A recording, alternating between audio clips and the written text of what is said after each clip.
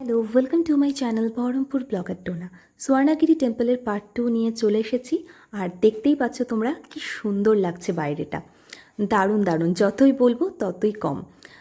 এবার চলো আমরা ভেতরের দিকে যাই। তো ভেতরে যাওয়ার জন্য কিন্তু এখানে অনেকগুলো সিঁড়ি আমাদের অতিক্রম করতে হবে।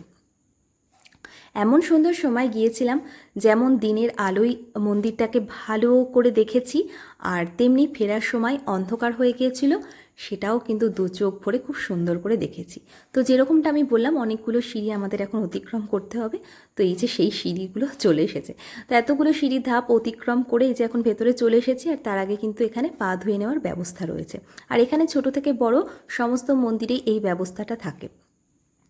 তো ভেতরে যাওয়ার জন্য কিন্তু এখানে ভিআইপি কুপন ছিল 100 টাকা থেকে 500 টাকা।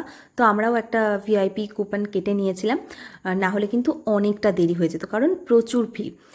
উইকডেজে এসেও এত ভিড়, আর উইকেন্ডে তো মানে ধারণার বাইরে এত ভিড় আর কি হবে।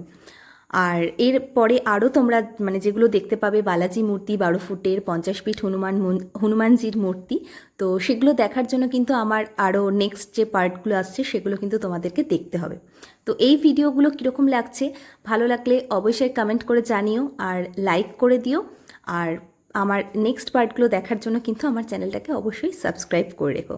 তাহলে চলো, এই ভিডিওটা কিন্তু এই অবধি।